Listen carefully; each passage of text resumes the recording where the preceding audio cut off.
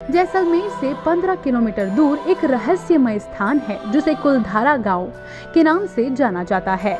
कुलधारा गांव का निर्माण 1291 यानी कि लगभग 13वीं शताब्दी में हुआ था। इस गांव के बारे में ऐसा कहा जाता है कि ये मुख्य रूप से पालीवाल ब्राह्मणों का निवास स्थान था, लेकिन 1825 यानी कि लगभग 19वीं शताब्दी की एक रात को सारे लोगों ने अचानक ये गांव खाली कर दिया। कुलधारा गांव के लोगों के अचानक गायब होने के इस रहस्य को आज तक कोई नहीं सुलझा पाया है और तब से लेकर अब तक ये गांव ऐसे ही खाली पड़ा है।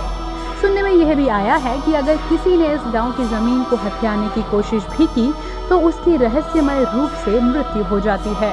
और राजस्थान सरकार ने यहाँ किसी प्रकार की कंस्ट्रक्शन करने पर भी रोक लगा दी है।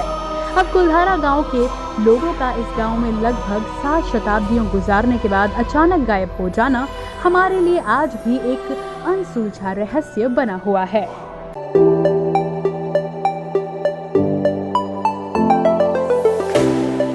जैसलमेर से 15 किलोमीटर दूर एक रहस्यमय स्थान है जिसे कुलधारा गांव के नाम से जाना जाता है।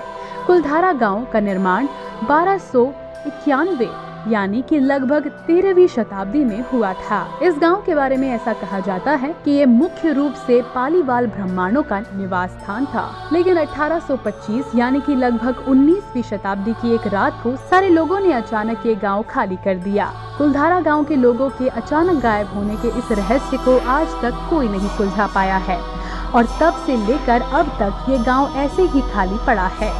सुनने में यह भी आया है कि अगर किसी ने इस गांव की जमीन को हथियाने की कोशिश भी की तो उसकी रहस्यमय रूप से मृत्यु हो जाती है। और राजस्थान सरकार ने यहाँ किसी प्रकार की कंस्ट्रक्शन करने पर भी रोक लगा दी है। अब कुलधारा गांव के लोगों का इस गांव में लगभग 7 शताब्दियों गुजारने के बाद अचानक गायब हो जाना हमारे लिए आज भी एक अनसुलझा रहस्य बना हुआ है।